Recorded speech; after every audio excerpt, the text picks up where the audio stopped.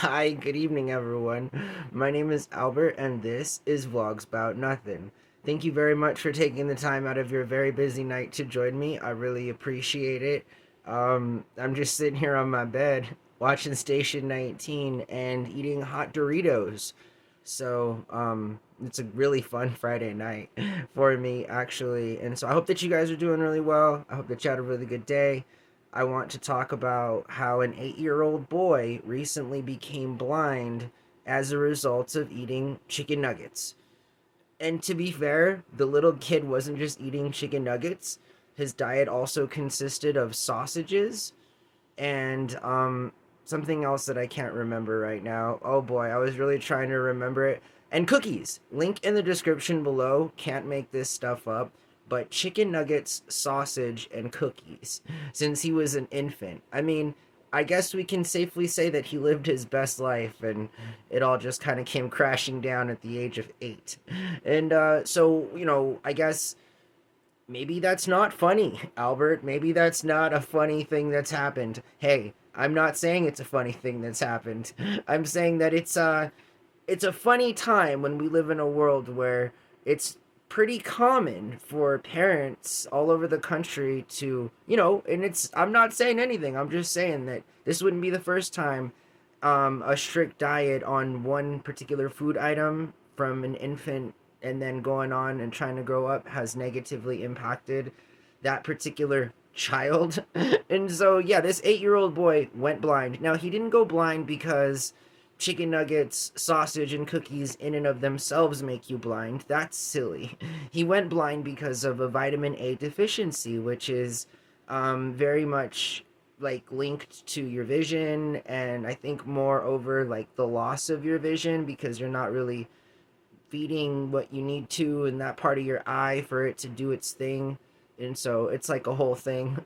And I encourage everybody to do their own research, but I don't know. I just thought it was an interesting thing to read about. And again, I mean, at the expense of the kid, I guess, sure, we can all learn a little something. Definitely do not just eat chicken nuggets, sausage, and cookies. As much as that sounds delightful. It really does. Chicken nuggets, sausage, and cookies. I mean, I wonder what he drank. Did he drink like milk and soda too? Or because that would be bad. It sounds like a lot of sugar, a lot of processed meat. Oh man. Anyways, I also want to talk about something that I had it on the top of my mind, and this one was like really interesting too. But I guess we're not going to be talking about that.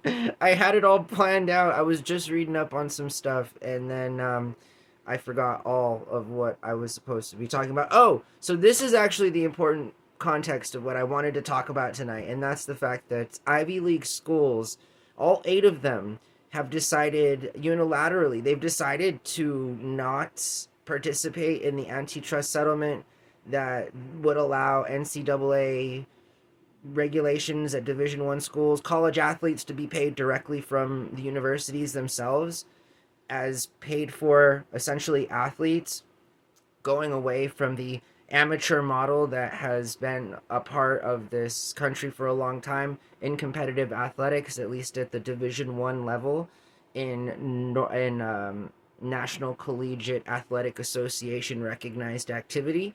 And so a Division 1 school here in America is any school, post-secondary institution that has an undergraduate population of over 35,000 enrolled students at any given time. So that's what a Division 1 school is. And so Ivy League schools are Division 1 schools, and they are making a stand, and I'm about it. Okay, I'm about it, and obviously it sucks because this is one of those reasons where I got to agree with essentially rich people in that I guess it's a decision you can make when you're wealthy. I mean, in and of itself, the endowments at some of these universities within the 8 schools that are recognized as Ivy League institutions is greater than some countries around the world's gross domestic product. I mean, it's pretty impressive. It's pretty impressive.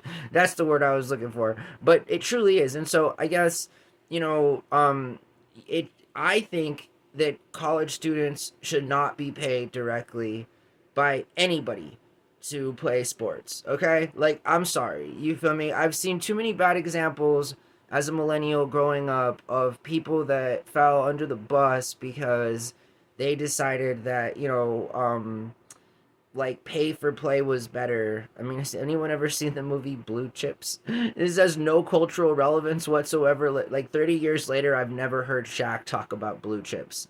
I mean, was it the relationship with Nick Nolte or perhaps Chris Mullin? Like, I'm not sure. Chris Mullin, by the way, is straight fire. Anthony Hardaway, I never hear Shaq talk about Anthony.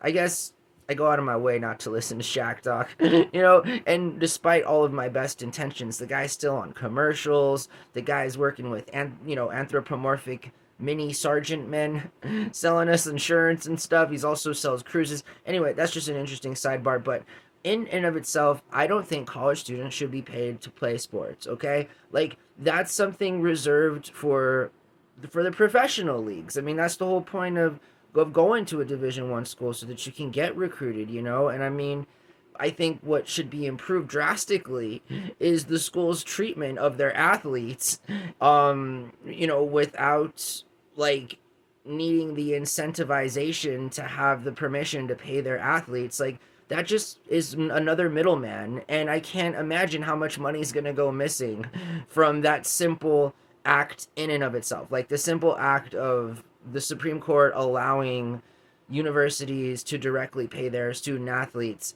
It's not like, again, like that money, it's funny, right? How every time money moves, some of it's missing. This is like the only magical act that I'm sure we can all kind of agree on in the world. So much so that the purveyors of the very basic, fundamental, successful capitalism system in this world, like the mob and like old school Las Vegas before it was bought out by corporate America, was, very similar in that nature. Like, it's just, you gotta you have to anticipate a kind of loss. And again, similar to them, anything more than 15% and we're gonna have a problem. But again, the thing is like, if universities could pay student athletes, then universities would have already been paying student athletes a long time ago. It's a new idea that the universities are pushing so that I'm sure they can benefit from amateur sports betting. So again, like, now we're seeing the real business side of what used to be amateur sports. Now that betting is legal, now there's the argument that says that a single person in a single possession can make more money than the college athlete that now is allowed to get sponsorships. Like, college athletes now are allowed to be paid. Like, that's not the question. I'm not saying student athletes should not be paid, because if betting is allowed, they should be getting paid. But the problem with that is that, just like anything else in life, it benefits the best of all of them. I mean, that's just the way that it goes. Not every person on every member of every amateur Division 1 college team is making six figures, and one would argue that that's not the time to be pulling in six figures anyway.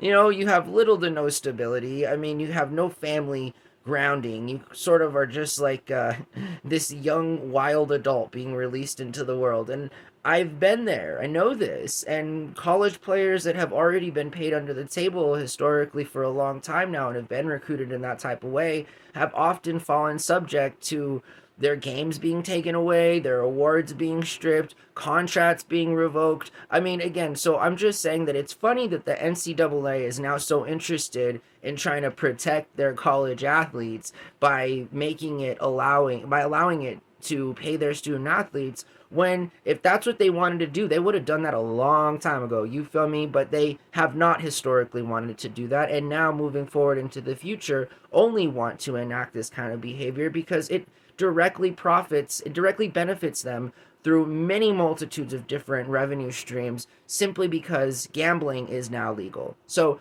gambling's legal, it's like whatever. But again, college athletes, remember, they can get paid for what they do. They can seek local sponsorships. They can be in commercials. It's not illegal to pay a college athlete. It's just the school can't do it.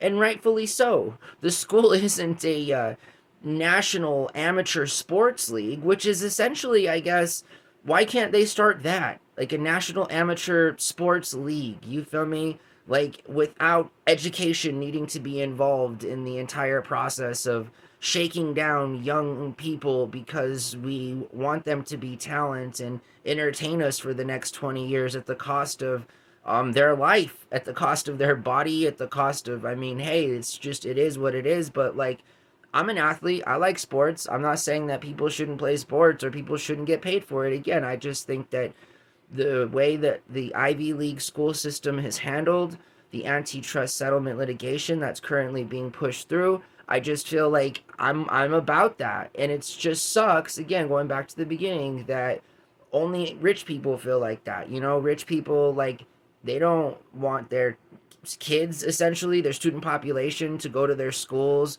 so that their schools could then pay them, again, because that opens up a whole new thing. Like, then we start talking about whether or not students are then employees of the university. And if they are employees of the university, I'm for it. Give them benefits. In this particular antitrust persuasion of how to take the argument, that's not included. This is more like a, you know, a quid pro quo kind of trade off where universities seek to use student athletes as independent contractors, like the Uber model for professional, for amateur sports in college. So again, like, they're not fighting for anything admirable here, okay? It's not like these universities, every single university in this particular country, with the exception of the 8 on the Division 1 level, they're not advocating for the health and the betterment directly of the student athlete. And that's where it really makes me upset, because